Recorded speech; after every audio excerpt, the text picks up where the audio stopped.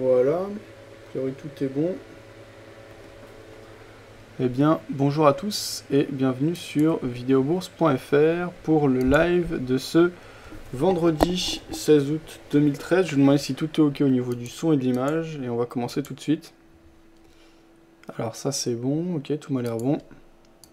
Je vais vous demander de confirmer si c'est ok sur le chat écrit.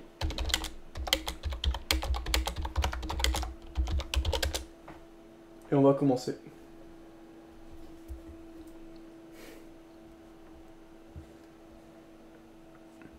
Je suis connecté sur le live.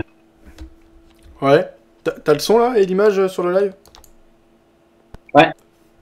Ok, bon bah c'est parfait. Bah salut à tous et salut Mips qui est avec nous ce jour. Comment ça va?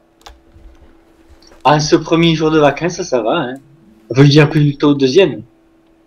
Du coup t'as tradé là aujourd'hui? Ouais. Ça s'est bien passé? Aujourd'hui, mes trades manuels se sont très bien passés. Voilà, c'est mieux que hier, parce que hier, c'était autre chose. D'accord, ok. Et donc aujourd'hui t'as été positif en termes de pourcentage de combien? Aujourd'hui, j'ai pas regardé, mais comme ça a mal démarré, donc j'essaye d'annuler, de remettre à zéro les compteurs. C'est du rattrapage. D'accord. Et du coup là Là, je suis à un négatif de 0,52%. D'accord. Et comment ça se fait qu'au départ t'as eu un peu de mal? Est-ce que t'as une idée sur les raisons? Est-ce que t'as fait des erreurs ou est-ce que simplement que le marché n'a pas évolué comme tu l'avais anticipé?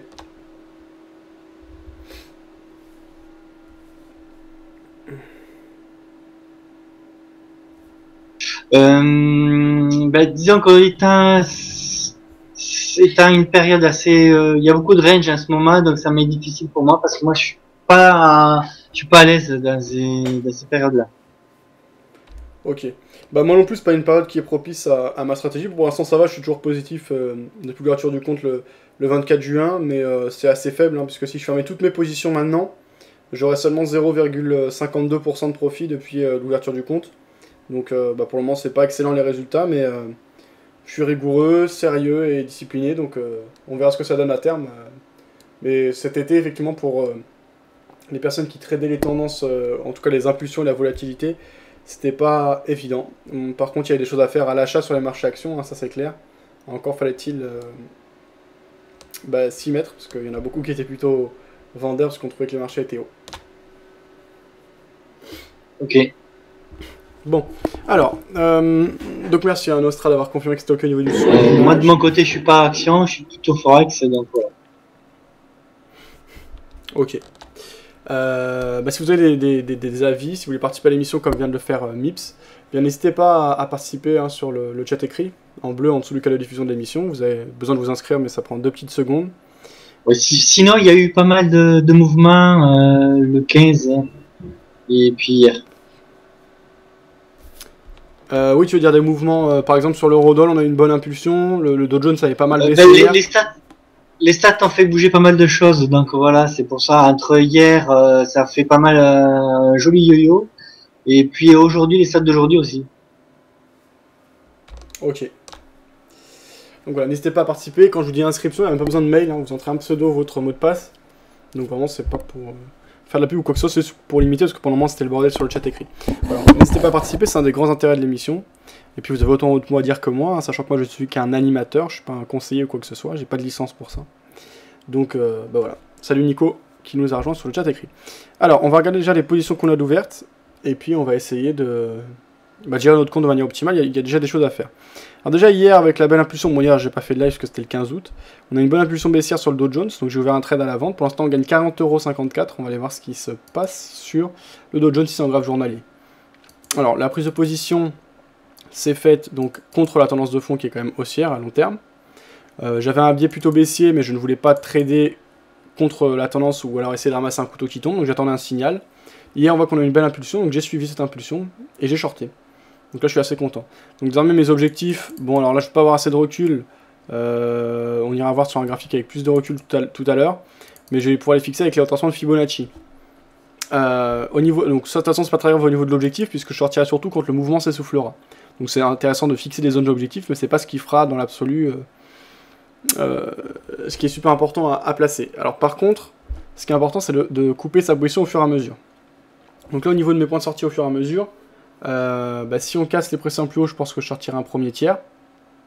À ce moment-là ce sera en 4 sur des 15 599, donc là je mettrai bien mon stop à 15 620 par exemple. Donc le premier tiers de sortie. Après on calculera le money management s'il est cohérent, sinon on réduira la taille de la position ou la manière de sortie. Mais là dans un premier temps on va faire... Là je place un buy stop, donc je suis rentré avec 0,04 lots. Salut. 0,4 lots. Salut X-Red, ça va? Donc je vais sortir 0,15 sur le premier. Ouais, ça va, ça va. Alors, t'as pris des positions ou t'es toujours en dehors du marché? Toujours en dehors du marché. Et toi? J'ai pas mal de positions ouvertes, mais pas excellent. Là, l'été, bon, est légèrement positif. Là, si je fais le bilan, depuis le 24 juin que j'ai ouvert le compte, mais c'est pas de la grosse performance pour le moment, puisque si je fermais toutes mes positions, j'aurais pris seulement 0,59% sur l'été. Bon, c'est toujours ça d'être positif, hein, c'est mieux que d'être négatif, mais bon, on va dire que ça n'a pas été tellement propice à mon approche. Mais bon, au niveau du sérieux et du travail, j'ai fait ce qu'il fallait, donc on verra si la volatilité, la tendance revient à la rentrée, ce qui est à mon sens probable avec ce qui commence à se dire du côté de la Fed et des bruits qui commencent à courir. Je pense qu'on peut reprendre des tendances fortes, à ce moment-là ça devrait être beaucoup plus intéressant.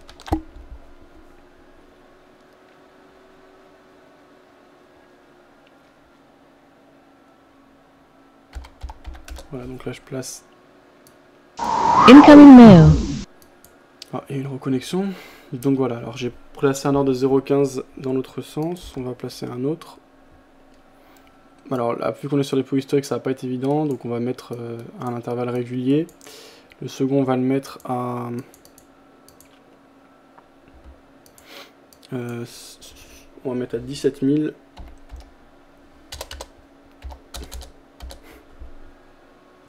Pardon. Bah si c'est ça, oui, 17 000. Allez, buy stop. Voilà. Et enfin le stop loss général, on va le mettre à 18 000. C'est juste pour donner une idée, après on va calculer stop loss, le money management de manière plus précise. Stop loss, donc 18 000, voilà.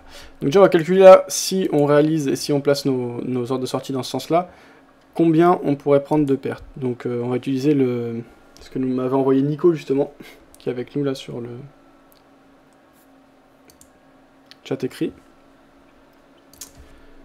Ah merde, je pourrais pas parce que c'est pour les devises. Or là c'est pour le marché action, donc on va faire avec la calculette. Alors, comment calculer combien je peux perdre si le scénario se passe le plus mal? Vous avez compris hein, que si ça se passe mal, je sortirai en 3 fois. Donc je couperai 3 fois un tiers de la position à peu près. En revanche, si ça se passe bien, je prendrai mon objectif en une seule fois. Alors, là, sur le Dow Jones, on a une position de 0,4 lots. On est rentré à 15 117 points. On cote actuellement 15 094 et on gagne 34 €. Donc si je fais 15 117, on va faire 117 moins 92. 117 moins 92, ça nous fait 25, divisé par 37,5. Voilà, ça nous fait 0,70 € le point. Donc sur cette base, on va calculer, bon, on va dire que c'est proche de 1, donc je vais faire 1, même si c'est quand même pas tout à côté. Mais c'est de toute façon pour donner une idée globale, hein, l'idée c'est pas d'être trop précis non plus, c'est juste pour voir si c'est cohérent. Alors, je sortirai donc un premier tiers. Alors je suis rentré à 15 117.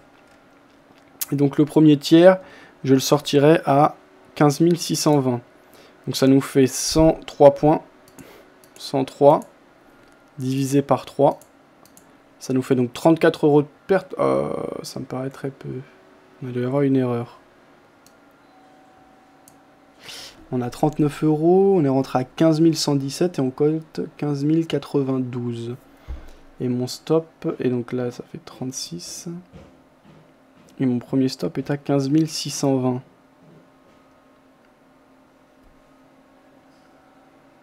Je 15 000. Ah oui, voilà, non, rien à voir, oui. Je me disais, c'est bizarre. Donc 15 117 et 15 620 mon premier stop. Donc ça nous fait 15 117 et 15 620. 503, voilà, je me disais, c'était bizarre.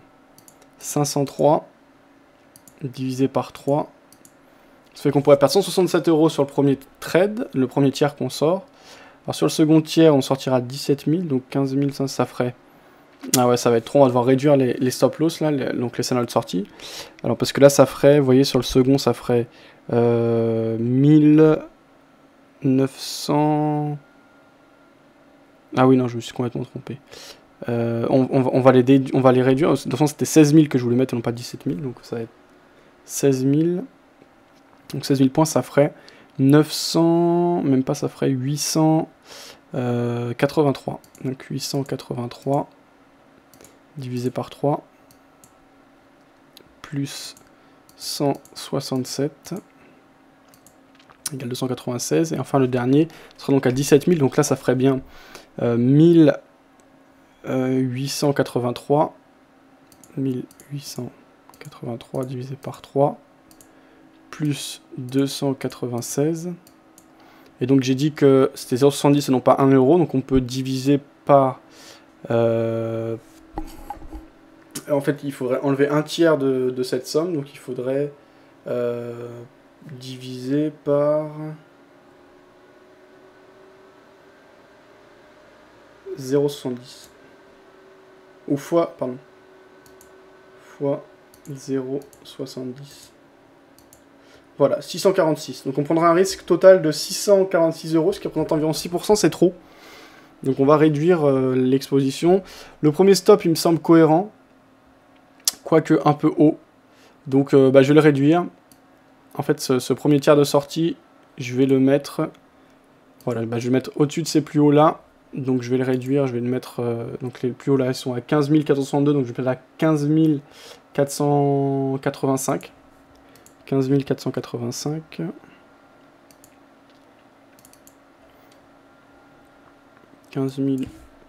485. Voilà. Le second, donc, 15 620.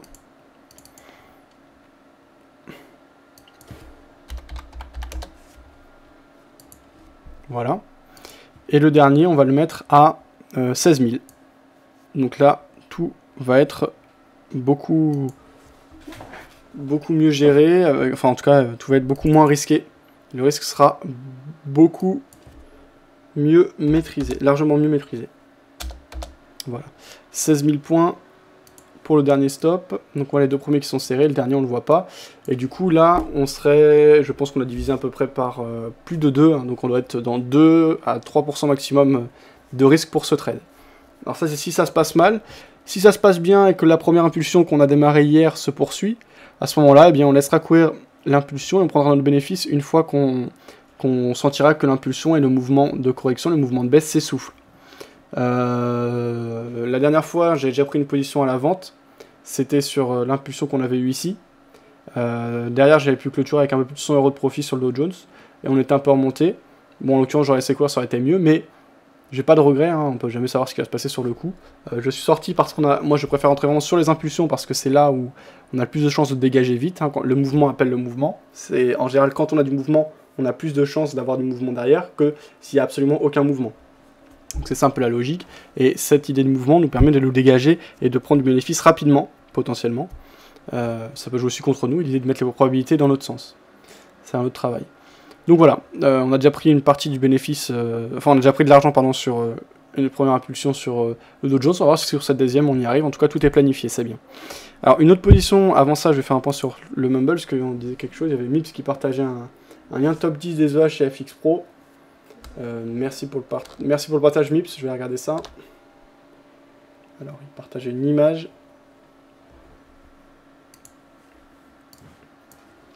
Voilà, donc là chez FX Pro, on voyait Day Trading qui est apparemment le plus coté, donc qui rapporte en moyenne 14,63% par semaine. Il a été téléchargé 1050 fois, il est gratuit, il a une note de 3,6. Alors après, il n'y a pas plus d'informations sur le drawdown, etc. Donc bon, c'est pas l'idéal. Ensuite, il y a Roy SI, Early Top Pro Rate. Honda FX, MyMACD, Honda FX Casino, double boulanger Asian Session. Ok. Alors il y a des experts également qui sont payants. On voit ici par exemple Honda FX là, chez FX Pro qui coûte 99 $. 139 $ pour Happy Matic Grid.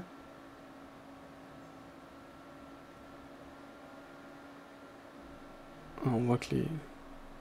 Ok, merci en tout cas pour les informations. Et pour plus d'informations pour ceux qui sont chez FX Pro, n'hésitez pas à vous rendre dans la partie Expert Advisor si vous êtes intéressé par ces stratégies de trading automatique.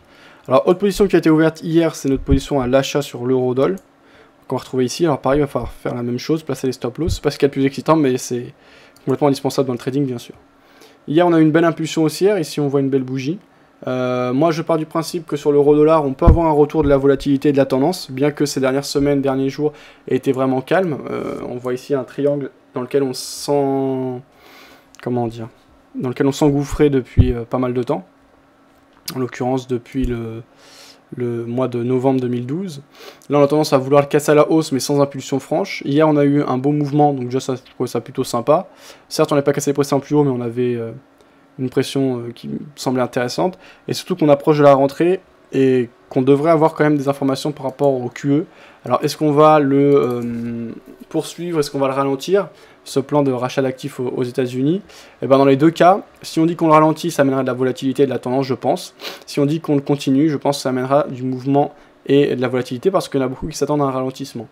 Donc là, je pense qu'on va avoir des bonnes chances de partir, donc je suis les impulsions. Donc hier, j'ai ouvert une position à l'achat. Là, pour l'instant, ce jour, ça n'a pas été suivi. On a dans un premier temps plutôt accéléré à la hausse, et puis là, on est un peu revenu sur nos pas. Pas de souci, si ça se passe mal, je couperai au fur et à mesure. J'ai une position d'un mini-lot. Donc là, j'ai placé mes stops de la première manière dont je le sens, et puis on va voir après si c'est viable avec le money management. 1.3204, je vous rappelle que vous pouvez suivre les résultats de ce compte à tout moment, en cliquant sur le lien résultat du compte, au-dessus ou en dessous du cas de diffusion de l'émission, vous avez accès à mes positions ouvertes, mes positions fermées, l'historique, enfin vous avez tous les détails du compte. Il s'agit d'un compte démo de 10 000 € chez ActiveTrade. Voilà. Alors,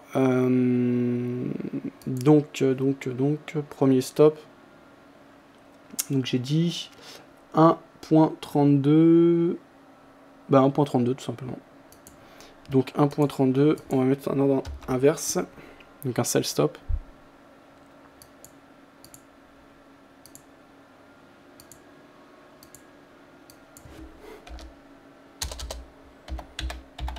« 1.32, volume 0.03.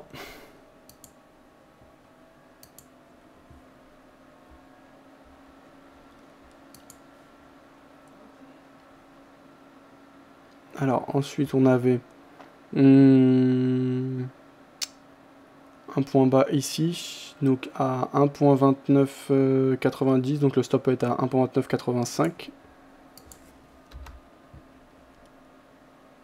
Donc pareil, c'est le stop.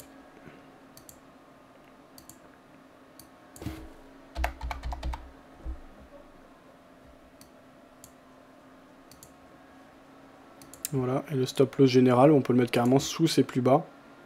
Donc là, qui ont été marqués à 1.2754, donc 1.27, ouais, on va mettre en dessous cela même. Donc à 1.2740, 1.2735 même. Ok.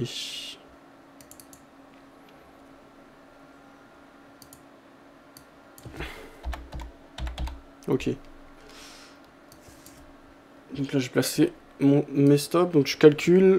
Alors là on va pouvoir utiliser par contre le fichier qui m'avait été transmis par Nico. Alors je sais plus, tu m'avais donné un lien également Nico vers Google, si tu veux le partager sur le chat écrit, n'hésite pas pour ceux que ça va intéresser.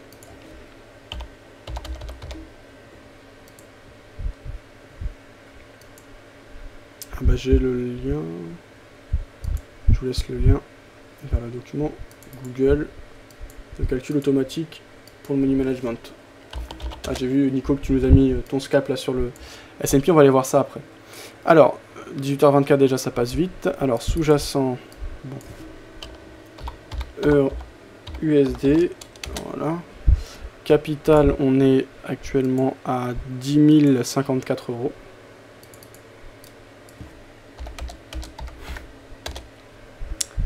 Taille de position 0,1 lot, montant 10 000. Valeur du PIB en euros Non, on est à...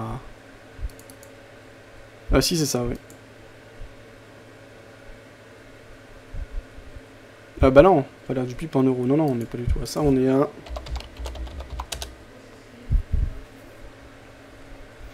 Euh, 1 euro par rapport au dollar, donc 0,75 0,7. 0,75 0,7.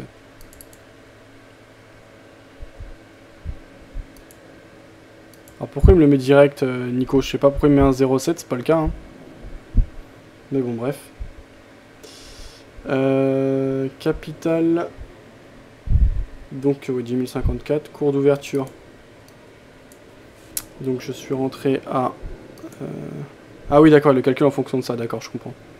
Je suis rentré à 1.33485.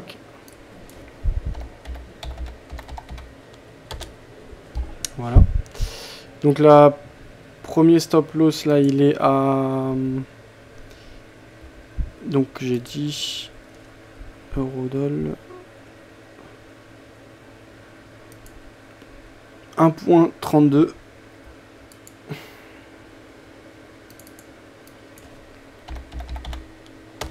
Ok, second stop, il est à 1.2985.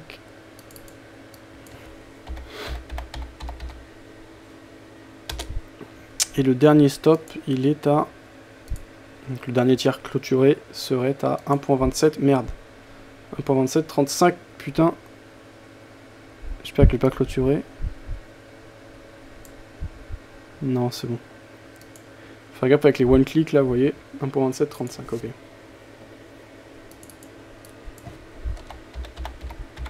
Ok. Voilà, donc tout est calculé. Alors on voit que la perte max serait de 206,99 €, soit 2,06% du capital.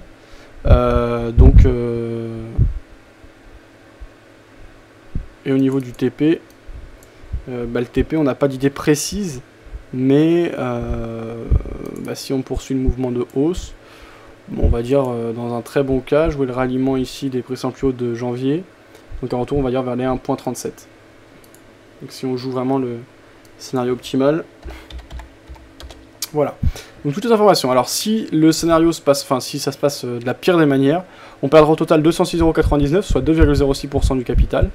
Si ça se passe bien, on irait et qu'on va chercher les 1.37 avec notre point d'entrée à 1.3349, on gagnerait 263,33 € en sortant en une fois et on gagnerait 2,62%. Voilà, donc plutôt intéressant. J'ai toutes mes informations. Donc là, on voit qu'au niveau du money management, c'est très bien, c'est tout à fait cohérent et on est tout à fait dans les normes fixées. Donc n'hésitez pas à consulter le document qui a été réalisé par Nico. C'est un beau travail, ça permet quand même de simplifier le calcul et d'être plus clair aussi. Donc voilà, n'hésitez pas à vous en servir et merci Nico pour cette réalisation et cet esprit de partage. Voilà, donc là on a fini, on voit toutes nos positions sont sécurisées, on sait comment on sort si ça se passe mal, et si ça se passe bien, de toute façon on sort une fois, c'est facile. Alors on va faire un petit tour d'horizon, voir s'il y a des positions à clôturer, ensuite je ferai un point sur ce qu'il dit sur le chat écrit. Pour l'instant la seule position qu'on a en bénéfice, c'est la position à la vente sur l'euro face à la livre sterling. Voilà, qu'on a ici. Euro-livre sterling. Bon, la dynamique est toujours baissière, on enchaîne plusieurs journées de baisse, les acheteurs ne parviennent pas à reprendre en main le marché, donc pour le moment on laisse courir, même si ça décale pas fortement, donc toujours assez proche du point d'entrée. L'impulsion est dans le sens, donc très bien, on en profite. Alors ensuite, on a notre position à l'achat sur l'eurodoll, qui est légèrement négative maintenant, alors qu'elle avait été positive tout au long de la journée quasiment. Là on a des vendeurs qui reviennent assez agressivement cet après-midi, c'est la vie, l'impulsion est toujours là, donc je laisse courir. Alors, notre position à la vente sur le Nikkei, ça fait un moment qu'on l'a maintenant. Il est où le Nikkei? Je l'ai pas, je vais le chercher.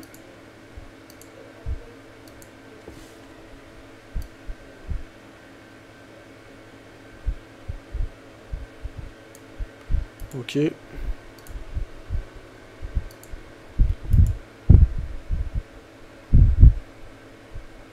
Voilà. Donc on se met en journalier. Donc sur le Nikkei, bon, on n'a pas beaucoup de recul, on ira le voir avec un plus gros graphique. La dynamique est toujours plutôt baissière. Les achats ont plutôt tendance à revenir là. On a du mal à casser les précédents plus bas, donc c'est pas optimal comme situation.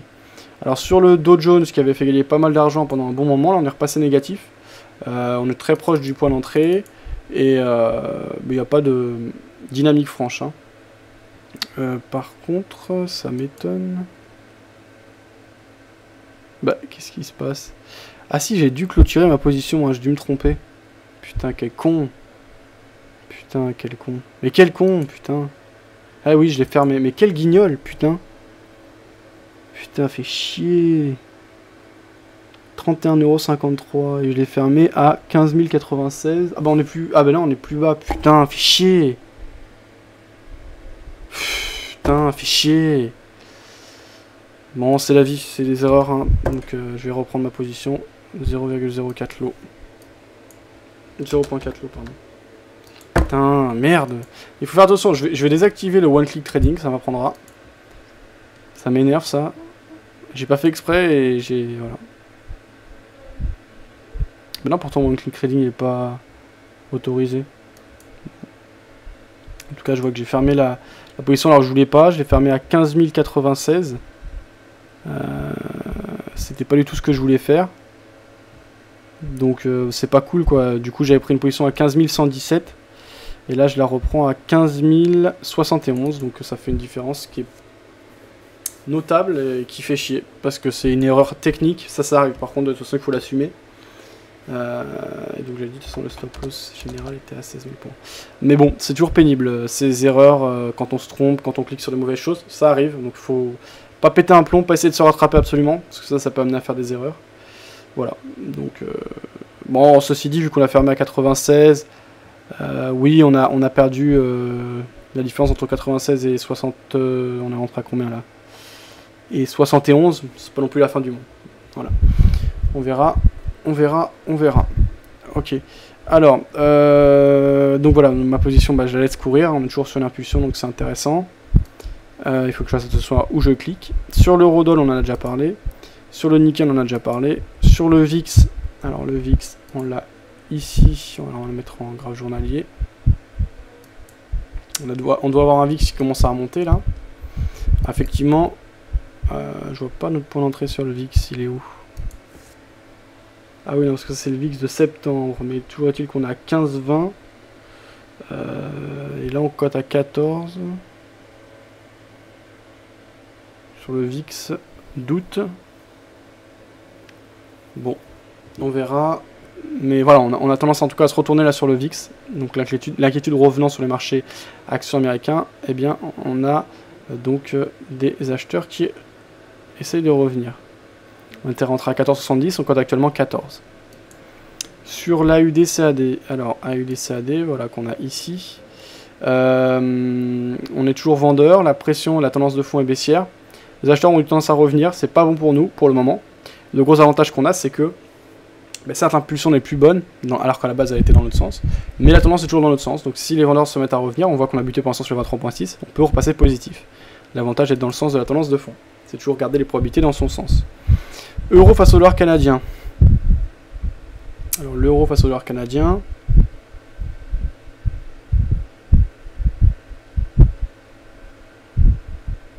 Je l'ai pas ici.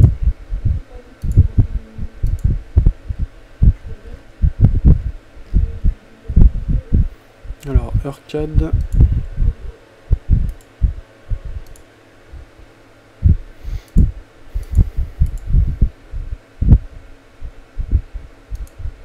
Voilà, donc ici en graphe journalier. Voilà. La dynamique de fond est donc haussière avec des plus bas de plus en plus haut, des plus hauts de plus en plus haut. On est rentré à l'achat donc sur une impulsion qui était intéressante. Les vendeurs sont revenus, on a sorti un tiers de la position. Là, les acheteurs commencent à revenir, tant mieux, on laisse courir. De toute façon, si ça se passe mal, on sait comment on va sortir. Par contre, si les acheteurs reviennent, là encore, ce serait la tendance qui tirerait et qui nous pousserait vers le haut. Donc on verra ce qu'il en est. Alors on continue. Le dollar face à la livre turque, sur lequel on a accumulé donc 12,19 € de swap positif. Par contre on perd 130 € sur la position. Donc, pour le moment c'est négatif. On a des acheteurs qui sont bien revenus ce jour. On est toujours dans une zone qui a été pas mal distribuée, qui fait suite à une tendance de fond haussière. Donc là on n'a pas de tendance dans l'autre sens. Par contre on avait des arguments assez intéressants, notamment qu'on a vu avec Adrien Raymond de FXM. Donc le temps jouant pour moi, ça c'est un point positif. Par contre pour le moment les vendeurs n'arrivent pas à reprendre le marché ne me donne pas raison. Si ça se passe mal, je sais quand est-ce que je vais sortir, c'est prévu. Donc voilà, pas grand chose de plus à signaler. Alors sur l'or, donc l'or qu'on a sur lequel on était rentré à 1284,56$ à la vente. Donc l'or, voilà, qu'on a ici. Eh bien, on entre dans une phase quand même de correction là, puisque maintenant on marque des plus bas de plus en plus haut. On a cassé les 23,6, on marque les plus hauts de plus en plus haut également. Donc on va tracer cette espèce de drapeau contre-tendance. Donc on est entré dans le sens de la tendance de fond, donc là c'est un point positif. Si ça doit reprendre, ça peut reprendre de manière plus vive que si on a des phases de correction, théoriquement et statistiquement. Donc on verra ce qu'il en est. Là on s'est bien affranchi de l'ancienne zone de support et de l'ancienne zone de résistance, donc on peut les supprimer quelque part. Ça m'étonnerait qu'on revienne les tester, donc ça n'a plus d'utilité. Donc on voit toujours la dynamique et la tendance de fond baissière, une phase de correction prononcée. Prochaine zone pourrait être 38,2. Alors là sur cassure des précédents plus hauts, j'ai sorti un tiers de ma position, ce qui a entraîné une perte de 100€ qui a été prise et acceptée. Voilà, donc pour le moment on a une balance qui est à 10 540€ pour une équité à 10 039€. On a 1, 2, 3, 4, 5, 6, 7, 8, 9 positions ouvertes, ce qui commence à être pas mal. Ceci dit, c'est des positions assez équilibrées, on n'a pas eu tous nos œufs dans le même panier. Donc voilà, on va voir comment ça évolue. Je vais essayer de me concentrer pour plus faire d'erreurs comme celle que j'ai faite ce jour. Et puis le reste, voilà, pas grand chose de plus à signaler. Alors, ça on avait vu sur le chat écrit, hein, je suis en train de faire le point. Après on va aller voir un peu ce qui s'est passé, ce qui a été publié ce jour. Je vais créer une version indice si tu veux. Ouais. Salut à ceux qui arrivent. Nico qui disait j'ai scalpé le S&P 500 en long. Alors on va regarder le graphique qui nous a été partagé par Nico. Voilà. Et donc, on voit que ça s'est vraiment bien passé pour lui. Donc Nico qui a l'air d'avoir scalpé surtout un point précis. Il n'y a pas l'heure précise de tes trades, mais je crois qu'à chaque fois qu'on revenait sur ce point, tu rachetais, c'est ça, Nico?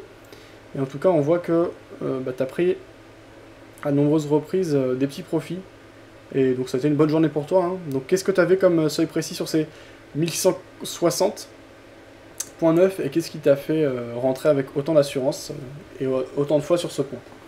Super. Créditisez pas mal, Nico. Reste plus qu'à monter la charge et bien sûr passer en réel. C'est intéressant de regarder l'opinion des traders chez IG sur le CAC et le FTSE, nous disait Nico, on va regarder ça.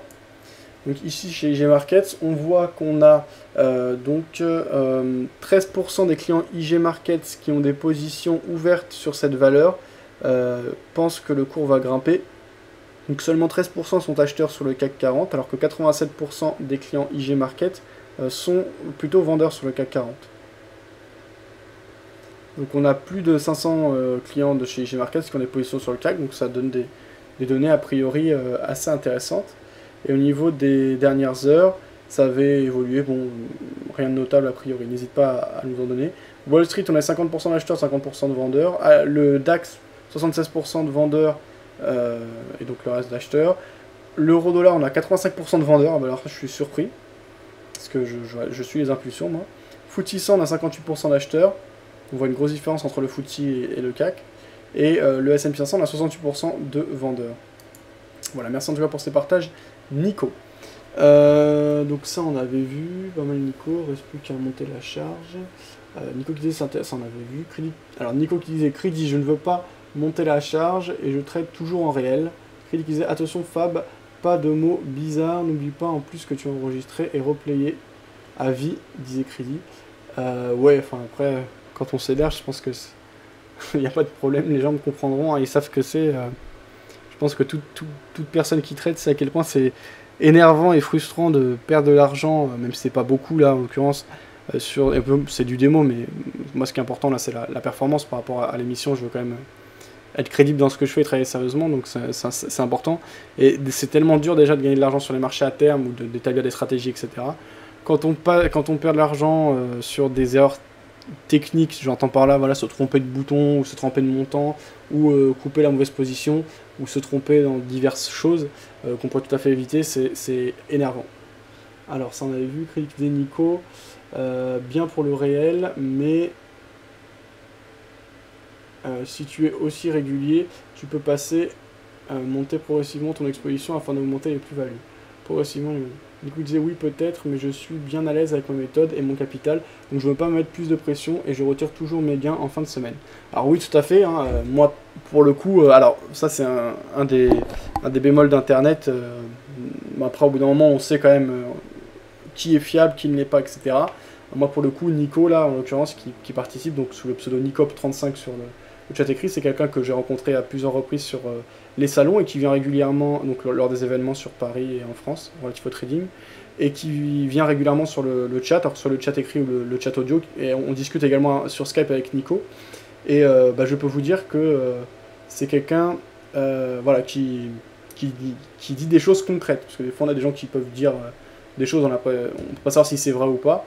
Nico, il donne très régulièrement, clairement son point de vue sur le marché, ses directions, ses trades, et à la fin de la journée il vient nous faire le bilan, et donc effectivement Nico a une approche simple, saine, et en termes de money management, il a toujours eu une approche sérieuse, qui fait de lui un trader gagnant. On sait qu'il y a très peu de traders particuliers qui arrivent à gagner de l'argent sur des années. Nico, c'est le cas, hein, si tu peux me confirmer ça sur le chat écrit, mais je suis quasiment sûr que c'est bien le cas. Et effectivement, il ne veut pas forcément chercher gros, mais par contre, c'est vraiment du concret. Donc ça, c'est super important, puisque finalement, à la base, le trading, c'est quand même là pour faire gagner de l'argent, non pas pour faire de la performance ou pour montrer telle ou telle chose. Et donc Nico concrétise toujours les gains, enfin, toujours, je sais pas, précise par toi-même, Nico, je veux parler en ton nom, mais voilà, une forte tendance à concrétiser, à retirer les gains réalisés de son compte de trading vers son compte bancaire, donc pour un usage concret, justement, des sommes réalisées. Donc ça, je trouve que c'est une approche vraiment sympa. Après, les capitaux, il faut les faire, c'est pas toujours évident, mais en tout cas, déjà, c'est du concret, donc je trouve ça vraiment intéressant, sa manière de faire, son approche, et merci à lui pour son esprit de partage, encore une fois. Ça, on avait vu, peut-être bien avec ma méthode, ça, c'est voilà. J'ai ouvert 21 mini-contrats et j'ai fermé en 20 fois. Je suis rentré sur un signal Ishimoku en 1 minute. J'ai confiance en Nico, disait Crédit. Ok, ça on avait vu. Alors, on va aller voir un peu ce qui s'est dit dans les salles de marché ce jour.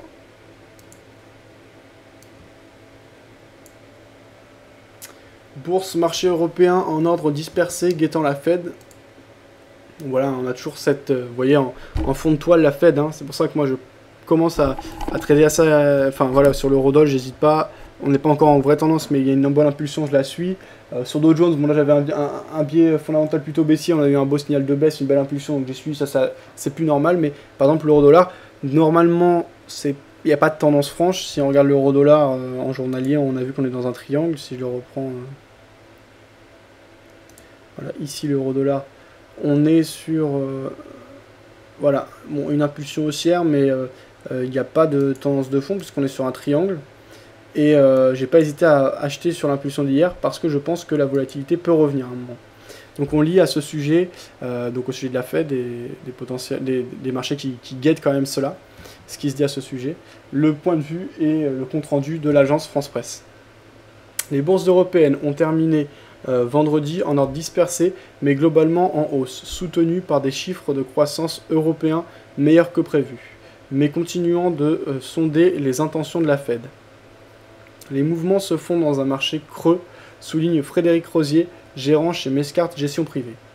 Le marché européen affiche toutefois de meilleures performances que les indices américains, note-t-il, en raison notamment de statistiques un peu moyennes aux États-Unis, alors que les nouvelles ont été plutôt bonnes en Europe. Les indicateurs américains mitigés n'ont pas perturbé ces bourses, chaque mauvaise nouvelle pour la conjoncture étant interprétée comme un signe que la Fed ne pourra pas engager de sitôt de sortie de politique de rachat d'actions. L'Eurostoxx 50 a pris 0,65%. La bourse de Paris a terminé en hausse à plus 0,75%, signant un nouveau plus haut annuel en clôture. L'indice CAC 40 a pris 30,69 points à 4123,89 points, un plus haut depuis début 2013, renouant également avec les niveaux de mi-février 2011. Parmi les valeurs, les bancaires ont tiré le marché parisien à l'image de BNP Paribas, plus 2,10% à 50,91 €, Crédit Agricole, plus 2,07% à 8,37 €, et Société Générale, plus 1,67% à 35,92 €. AXA a pris 2,28% à 18,16 €. L'Oréal a pris 0,39%. Voilà, bon, après, on va pas s'intéresser à chaque valeur par valeur. Pour le moment, le CAC 40 fait bien mieux que nous. Hein. J'ai pas mis à jour là, sous le cadre de diffusion, il faudra que je le fasse, l'avancée du CAC, mais je vais le faire depuis 3 jours, je crois. Mais je vais le faire et on est, à mon avis, on est proche de plus 10% depuis le 24 juin sur le CAC 40, alors que nous, si on fait le bilan de notre compte, actuellement, on a une équité qui est seulement à plus 0,6%. Donc ça n'a pas été un bon mois d'été. Bon, après, on est quand même positif. C'est bien, on essaiera de faire mieux. Il n'y a pas de raison qu'il n'y ait pas quand même des meilleures périodes. Hein. Enfin, après, reste à concrétiser tout ça. On verra comment ça se passe à la rentrée. En tout cas, il y a un travail sérieux et discipliné qui permet d'être en bénéfice malgré un marché qui n'a pas été très clément. Donc, pour moi, ça, c'est vraiment un bon point. Alors, devise, l'euro recule face au dollar dans un marché hésitant. L'euro reculait face au dollar vendredi dans un marché marqué par de faibles volumes et des spéculations sur le calendrier de ralentissement des mesures d'aide de la Réserve fédérale américaine, donc la Fed. Vers 16h GMT, 18h HEC, l'euro valait 1,3320 $ contre 1,3346 $ jeudi à 21h GMT. La monnaie unique européenne montait légèrement face à la devise nippone à 130,03 yens contre 129,96 yens jeudi soir. Le dollar montait également face au yen à 97,61 yens contre 97,36 yens la veille.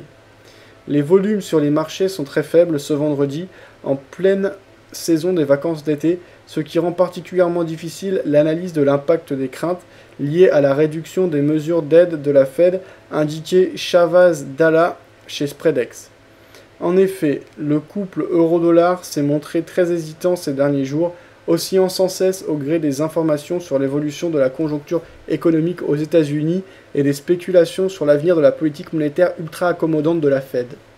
Les marchés devraient rester nerveux jusqu'à la prochaine réunion de la Fed, prévue les 17 et 18 septembre, prévenait Jonathan Sudaria, ciao Xred, chez Capital Spread.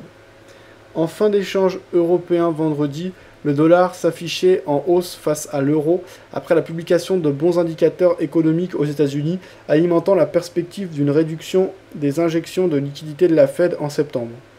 Comme les mises en chantier de logements aux États-Unis sont sorties conformes aux attentes des analystes et que les données sur l'emploi étaient meilleures que prévu jeudi, il semble probable que le ralentissement des injections de liquidités pourrait commencer le mois prochain, estimé Shavaz Dalla. La Fed injecte actuellement 85 milliards de dollars par mois dans le système financier américain via des rachats d'actifs, une politique qui a notamment pour effet de diluer le dollar. L'imminence d'une réduction de cette aide soutient donc la devise américaine. La Banque centrale américaine a en effet indiqué qu'elle pourrait commencer à réduire ses injections dès septembre si la vigueur de la reprise économique américaine se confirmait. Le marché d'échange ignorait donc pour l'instant la chute surprise du moral des ménages en août aux États-Unis. Selon la première estimation de l'indice de confiance des consommateurs américains publié vendredi par l'Université du Michigan, le moral des ménages est tombé à 80 en août contre 85,1 en juillet, alors que les analystes tablaient sur une stabilisation. Bon, ça, on s'en fiche. Ok, c'est ce qu'ils disaient par rapport aux devises. Un petit point, là, je vois les bons en Europe détendent des taux en zone euro après plusieurs séances de hausse. Bourse, le marché, pardon, ça on avait vu. Céréales, Chicago Hebdo, le maïs et le soja profitent du manque de pluie. Pétrole, le brut en légère hausse soutenu par l'Égypte. Enfin, ça on l'entend dans les médias généraux, hein, des révoltes violentes et meurtrières en Égypte. Le pétrole en légère hausse soutenu par l'Égypte, voilà, donc c'est ces révoltes qui amènent de la tension sur le marché du pétrole, puisque bien sûr ils inquiètent toute la région qui est une grosse productrice de pétrole. L'Égypte qu'on appelle aussi le géant arabe, puisque c'est 90 millions de personnes qui habitent en Égypte, donc c'est vraiment un pays capital justement pour la région. Qui est la première, je crois, bien sûr, oui, c'est le cas, la première exportatrice mondiale de pétrole si on cumule l'ensemble des pays.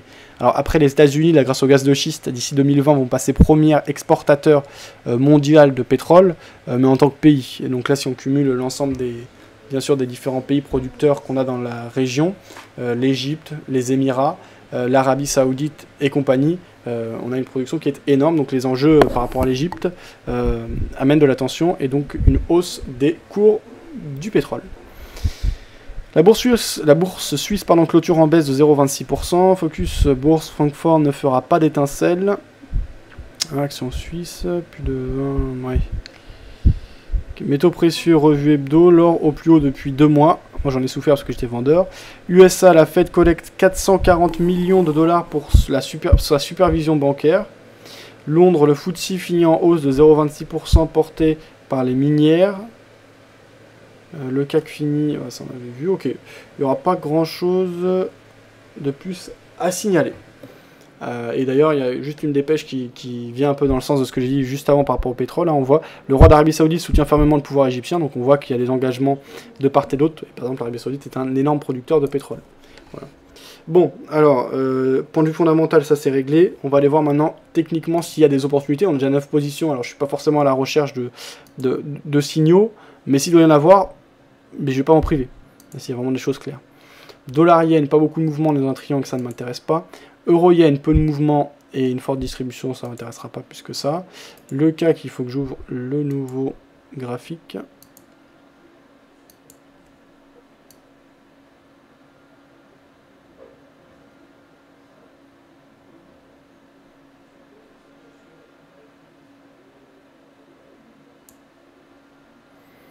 Il est où mon CAC là? Ah oui, d'accord. Alors je vais juste fermer la plateforme et la réouvrir parce que après ce qu'il y a c'est que quand il y a des mises à jour il me ferme tous mes graphiques et ça me met vraiment dans la difficulté. Vous voyez, il faut que je réouvre, c'est très long. Donc autant faire une fois pour toutes.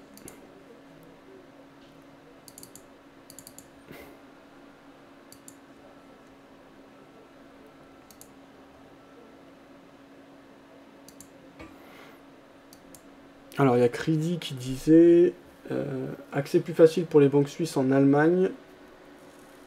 Après, pardon, accès plus facile pour les banques en Suisse en Allemagne, services financiers. Les banques suisses accéderont désormais plus facilement au marché allemand. Cette innovation était déjà prévue dans l'accord fiscal entre les deux pays qui a été rejeté l'année passée par le Parlement allemand. Merci pour le partage, Mips. Je vous laisse le lien sur le chat écrit. Tiens, salut Reinstar qui nous avait rejoint sur le Mumble, ça va? Suisse et allemand qui s'entendent bien a priori. Je vous ai mis le lien. Ok, donc ça, on va enchaîner. Alors. Qu'est-ce que je voulais montrer? Ah oui, ma plateforme. Elle est où là? Bah alors, il ne m'ouvre pas ou quoi?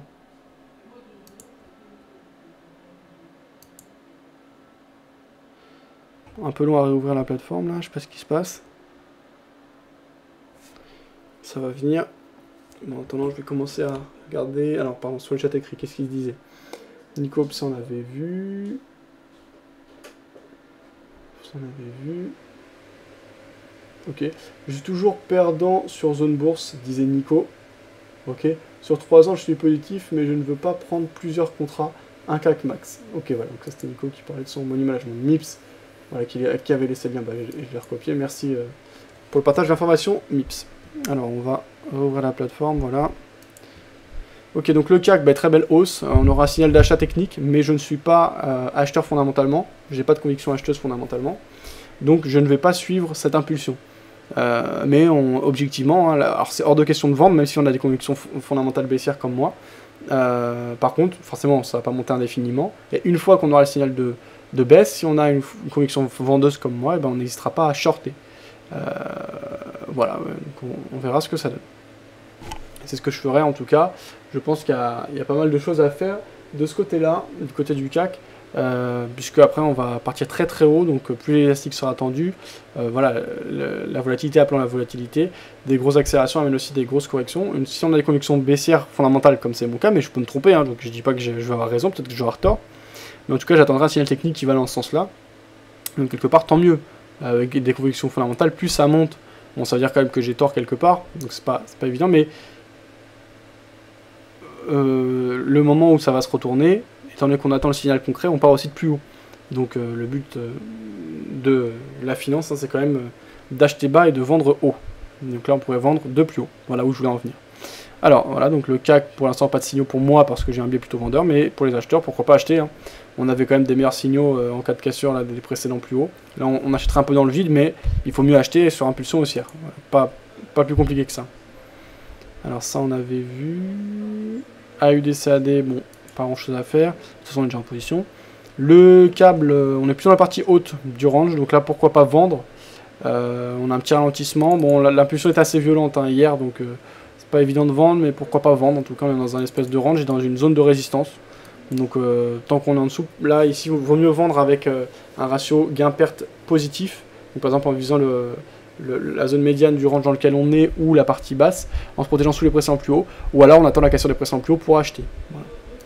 Eurodoll, pour l'instant pas grand chose à faire, on a entré hier mais là c'est plus le bon timing. L'or, pas grand chose à faire selon moi, plutôt acheteur parce que l'impulsion est acheteuse, mais la tendance de fond étant baissière, pas évident d'investir. Soit on attend une impulsion vendeuse pour rentrer à bon compte sur phase de repli, ou alors on reste en dehors du marché. Le DAX, moins clair que le CAC, attention, les deux sont corrélés, donc ça sous-performe du côté du DAX, ça devrait donner des difficultés au CAC, mais souvent ça ne se voit pas. Euro livre sterling, on est dans une bonne petite impulsion, c'est pas évident de rentrer parce qu'on est dans une zone qui était pas mal travaillée, il n'y a pas de tendance claire. Moi j'étais rentré à la base sur un timing précis, c'était avec cette grosse bougie, derrière la volatilité s'est calmée, donc je pourrais même fermer à la limite heure GBP parce que ouais, il n'y a plus de grosse volatilité. Non, je vais fermer carrément heure GBP, ça m'intéresse pas.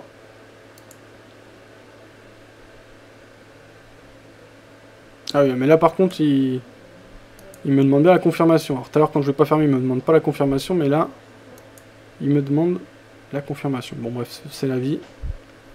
Okay, donc je vais supprimer les ordres en attente sur heure GBP.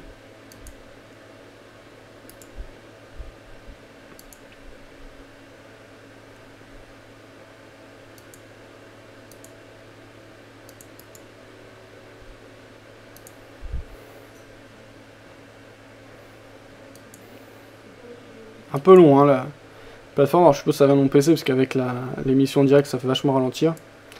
Pas le top pour gérer, mais bon, c'est comme ça. Ok, bon, tout est bon. Alors, sur le dollar franc suisse, j'avais l'autre jour une position acheteuse, on se rappelle, sur l'impulsion. J'avais coupé derrière parce que je voyais que ça commençait à patiner. Hier, on a eu une très grosse bougie baissière, donc tant mieux, j'ai bien fait de couper. Et voilà, j'ai pris des petits bénéfices, c'est pas grand chose, mais au moins on sort des marchés et on s'expose pas au risque, donc tant mieux. Sur le VIX on est acheteur, sur le Dow Jones on est vendeur, c'est très intéressant. Sur le Nikkei on est vendeur, c'est pas le top, mais bon. Alors Euro CAD c'est intéressant d'être acheteur, même si on a fermé un tiers de la position. Sur le CAC on en a parlé, voilà. Donc le bilan et l'analyse. Donc tout est géré. Tout est ok, et il nous reste 8 positions, donc on est vendeur de Dow Jones, acheteur d'Eurodoll, vendeur de Nikkei, acheteur de VIX, vendeur d'AUD-CAD, acheteur d'Euro CAD, vendeur de dollars face à la livre turque, et vendeur d'or. Donc dans l'ensemble, on a des résultats, on a un panier assez équilibré, et un money management qui est respecté. Il nous reste encore, allez, on va dire 10 minutes, même pas. On va en profiter pour regarder un peu ce qui s'est dit du côté des blogs. Alors avant ça, je fais un point sur ce qui dit sur le chat écrit. J'ai ouvert un long sur le CAC sur mon compte Active Trades et je ne pensais que le contrat CAC fermé hier soir. Ah oui, donc du coup, tu as été fermé, donc tu as fermé en perte ou en gain, Nico? Finalement, ça donne. J'ai ouvert hier à 4075 à 2 € le point, mais je voulais fermer ce soir. Ouais, ça aussi, c'est des erreurs un peu bêtes, mais bon, pas toujours évident de les éviter.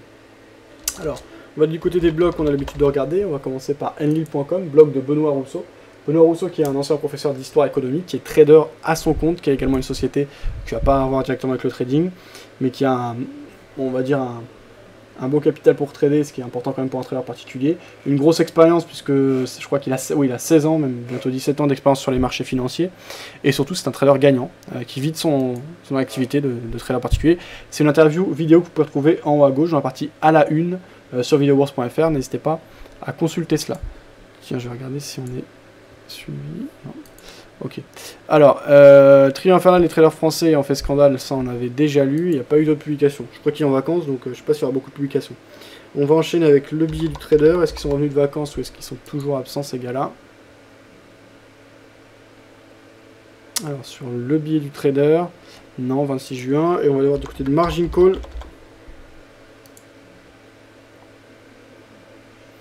« 20 ans de baisse des taux. Non plus, ça m'intéresse pas des masses. Alors, par exemple, on va aller regarder d'autres choses. Il y a beaucoup de choses intéressantes, notamment en ce moment, je suis en train de tester pas mal de signaux sur MQL5 là. Alors, juste pour info, j'ai lancé. J'ai fait un petit montage comme ça là sur ceux qui me suivent sur Facebook. c'est un truc amusant que j'ai fait. C'est un peu pour faire du buzz sur les réseaux sociaux, pour qu'on voit Vidéo Bourse, c'est une démarche plus, on va dire un peu marketing par rapport au site. C'était aussi parce que ça m'amusait l'image et que j'ai tout de suite pensé que ça pourrait être intéressant. Parce que j'avais vu cette image à la base, donc vous voyez, j'ai mis comment le trader voit le marché. Donc on voit un requin qui nage au milieu des poissons, et comment le marché voit le trader. Et on voit ce requin qui se fait manger par un requin plus gros. Voilà, ça c'était juste pour info. Une image marrante. Alors on va enchaîner sur Twitter, voir les publications intéressantes des personnes qu'on a l'habitude de suivre. Outil très intéressant, hein, Twitter, pour les traders quand même. Si on va dans découvrir, là on va aller voir un peu qu'est-ce que disent les gens. Le roi Abdel Saoudite, voilà, soutient fermement le pouvoir égyptien, ça c'est par rapport au pétrole. Dans le rapport sur la simplification, ça va pas nous intéresser. Ok.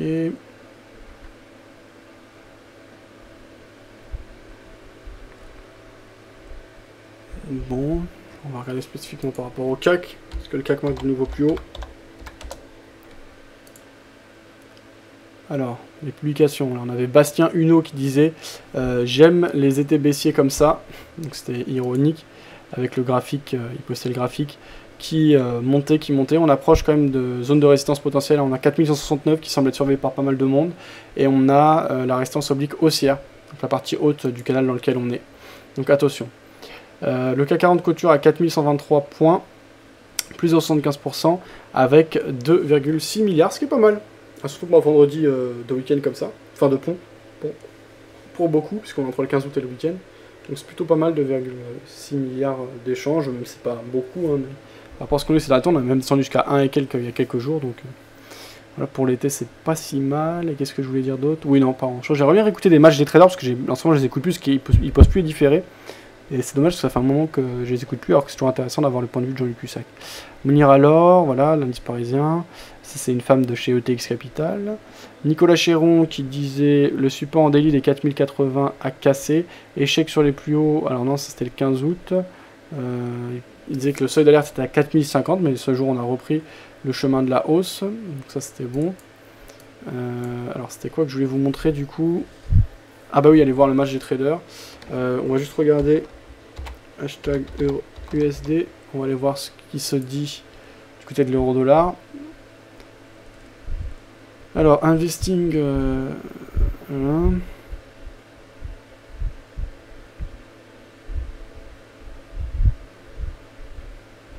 Synthèse de la recherche d'AliFX sur l'euro-dollar, ça on peut la retrouver sur le forum si ça vous intéresse.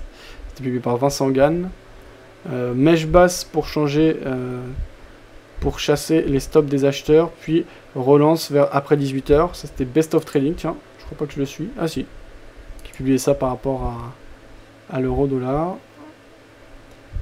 Petit achat pour jouer les mauvaises stats Michigan et un retour à 1.34, donc un billet acheteur là. Romain Cap, donc lui c'est un gars de chez FXM, aucune direction claire entre 1.32 et 1.34 pour lui sur l'euro-doll. La paire euro-dollar chute, ouais, ça c'était un peu plus vieux, ok. C'était quelques grosses réactions et par rapport à Twitter. Et ce que je voulais voir c'était sur BFM Business le match des traders, parce que comme je dis ça fait longtemps que je n'ai pas regardé et ça me manque un peu. Ça, en tout cas j'ai envie de voir ce qui s'y dit. Alors, on va aller voir le replay. Un peu lourd le site BFM Business, mais... Oh là là, putain. Relou. Allez là, ferme ça. Bon.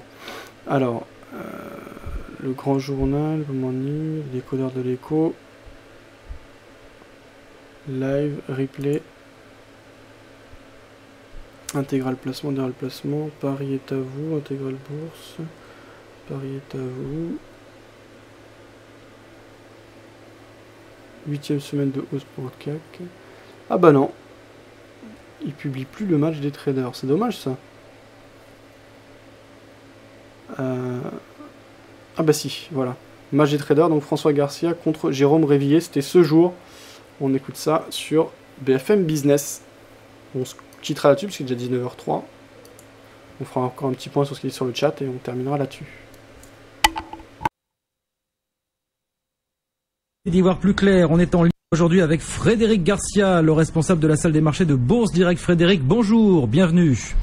Bonjour tout le monde. Jérôme Revilly avec nous aussi également. Bonjour, bienvenue. Jérôme, directeur et fondateur d'Eol Trading. Bonjour Jérôme. Bonjour à tous.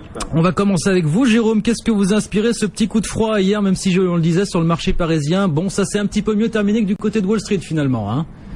Oui, alors une bonne résistance de l'indice parisien.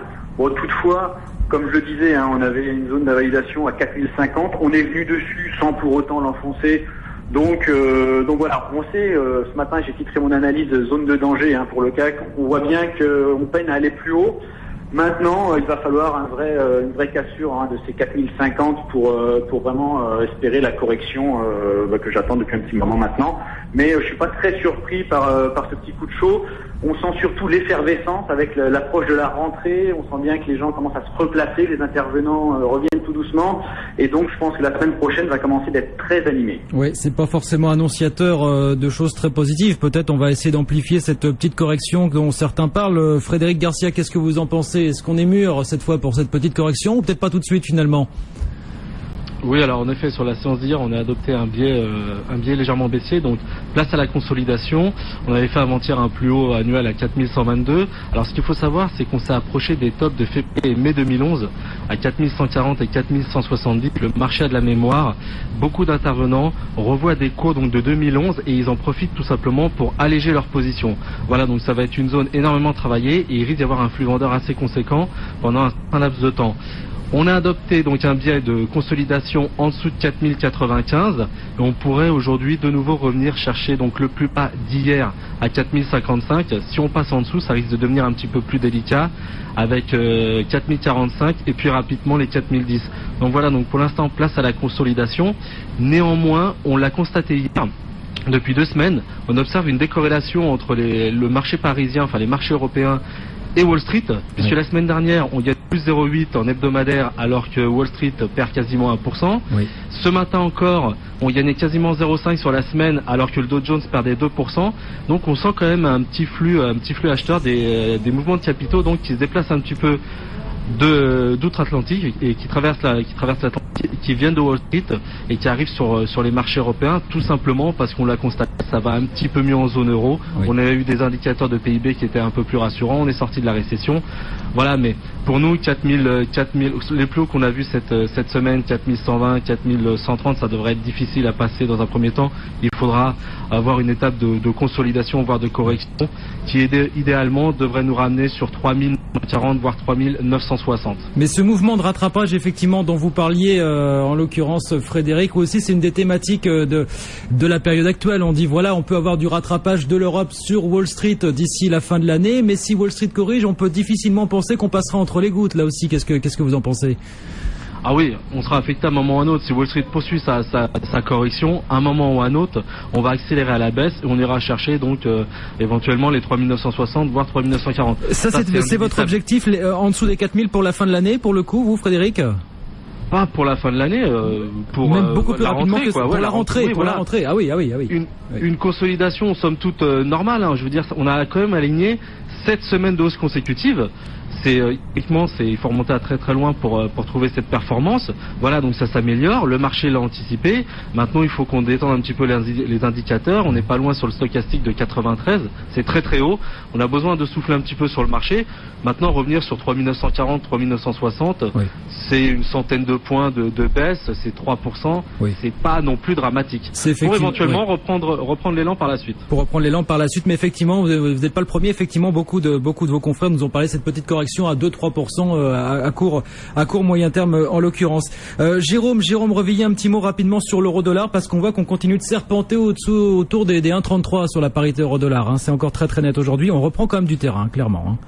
Oui, là aussi, je vous donnais 1,3330 depuis quelques temps comme zone pivot. C'est vraiment là que ça se joue. Pour revenir sur les décorrélations, on a noté hier une baisse du dollar en même temps que la baisse des indices américains, qui est une configuration qui est pas tout à fait habituelle ces derniers temps. Donc voilà, là l'euro effectivement 1,3330. Alors il y a toujours, pourquoi pas, une petite possibilité à la hausse, même si c'est pas mon scénario privilégié. On est quand même rentré, nous, pour la journée à l'achat sur un 33,30, un 33,40, avec un top très court sous un 33,15. Mais bon, on pense quand même que si on va sous un 33 pour aujourd'hui, ça pourrait vite retourner sur un 32,50 et un 32. Maintenant, faut rester zen et puis appliquer les points pivots. Tant qu'on est au-dessus d'un 33, un 33,15, on peut tenter des petits achats spéculatifs, Oui. mais toujours avec une grande prudence en raison de la saison un peu particulière et de la rentrée. Il faut rester zen, comme vous le dites effectivement, Jérôme. On tâchera de tenir l'adage pour le reste de la journée. Oui, on le disait. Voilà, on attend ces stats américaines aussi pour cet après-midi qui nous ont mis un petit peu le feu aux poudres. Alors voilà, un petit peu de prudence et de la zénitude pour le coup. Merci beaucoup, messieurs, en tout cas, d'avoir été avec nous ce matin pour le match des traders. Hein. Frédéric Garcia. Passer Voilà. au business supérieur en suivant. Donc le point réalisé par BFM Business avec en interview donc Jérôme Révillier et l'autre je sais plus qui c'était. Jérôme Révillier qu'on a retrouvé à plusieurs reprises en interview sur videobourse.fr. 19h10, on a terminé notre session. Sur le chat écrit, qu'est-ce qu'il se disait? J'ai ouvert long CAC sur mon compte ActiveTrades et je pensais que les contrats CAC 40 ça on avait vu, clôturé à 4092, d'accord, donc tu as quand même gagné un peu d'argent, tant mieux Nico. Du coup par contre c'est clair que ça te fait perdre un peu d'argent par rapport à... Voilà, le marché a continué à monter aujourd'hui, donc je sais pas si tu as pu le rouvrir ce matin ou si du coup tu es passé à côté de la hausse du jour à cause de cette fermeture, mais c'était un contrat à échéance, donc quelque part c'est une erreur de ta part, faut le dire. De ne pas avoir regardé justement la date d'échéance, même si bien sûr c'est une erreur compréhensible. Hein. Moi-même, quand c'est des CFD ou des produits dérivés indexés sur les futurs, j'ai rarement le réflexe de regarder la date d'échéance, donc récemment ça m'est arrivé également. Ça on avait vu. Ok. Je suis depuis 15 ans, tu fais toujours des résultats positifs. Cusack est en vacances, donc c'est souvent Jérôme Révillier ou Stéphane Sozuteil. J'y comprends jamais rien sur le site BFM Business, j'y trouve rien. Plus non yo-yo. J'ai des pertes, mais elles sont prises sans problème. Fab, tu penses qu'on peut avoir des bons... Des bons quoi, Yo-Yo? Je veux dire des bons dans quel sens? Résultat en suivant les points quotidiens de Cusack sur le Magic Trader. Pourquoi pas? Je sais pas. En fait, je vais pas te dire oui ou non, j'en sais rien. Parce qu'il parle souvent d'options synthétiques, et donc il donne des stratégies d'options pour jouer les scénarios. Il faudrait essayer. Moi je suis pas un grand trader d'options, je m'y suis mis là récemment, mais je suis au tout début de mon apprentissage, donc je vais pas parler de ce que je connais pas, donc je pourrais pas te dire. Ses points de vue sont cohérents, hein, on voit qu'il connaît bien les marchés, etc. Après au niveau des stratégies concrètes, c'est souvent en rapport avec les options, et je ne sais pas trader les options, et je ne connais pas bien ce marché, donc je pourrais pas te dire si c'est positif ou pas. Peut-être que certains ont testé davantage ce qu'il dit au jour le jour. Voilà, pas grand chose de plus à signifier. Je vous souhaite une bonne soirée à tous, un bon week-end et je vous retrouve lundi à 18h, donc 18h à 19h pour une nouvelle session de trading en direct. Ciao sur videobourse.fr. Salut Mips, salut à Renstar également sur le chat audio. Salut. Ah, tu disais ouais, encore des pertes. Pertes par rapport à quoi, Renstar, là, que t'as pris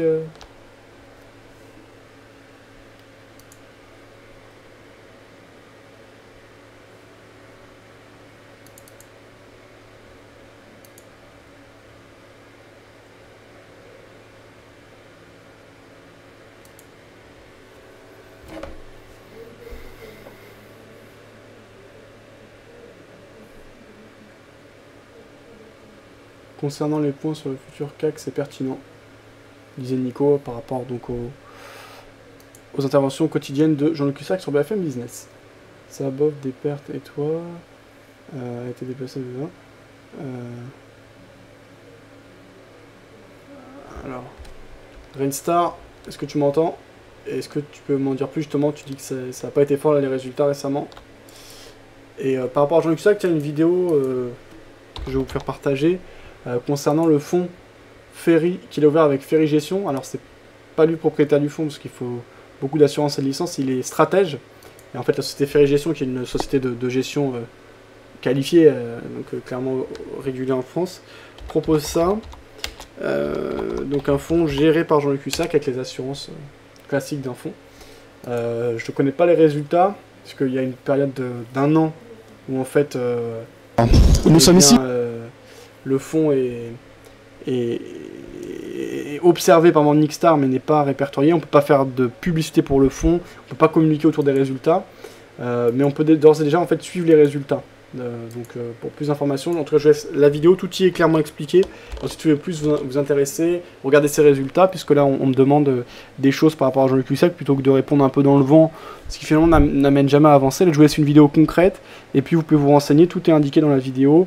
Il y a des liens également sous la vidéo, si vous voulez voir quelques résultats par rapport à ce fonds. Alors ce qui est fait dans le fonds, c'est pas la même chose que ce qui dit au jour le jour, puisque quand on traite l'argent pour les tiers et qu'on gère un fonds, en France, on a des contraintes, etc. Donc, il ne peut pas faire la même chose quand il gère le fonds que quand il trade à son compte. Mais ça peut être intéressant, en tout cas, d'avoir quelques résultats par rapport à son approche et l'évolution de son fonds. Je vous ai mis le lien donc, sur le chat écrit. Renstar, pour terminer, qui me disait...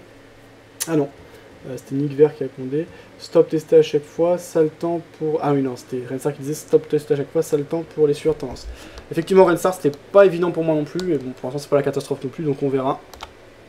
Donc là, du coup, tu as un été négatif, toi, Renstar. Nick Vert qui disait, il n'y a pas de tendance avec cette Fed à suivre.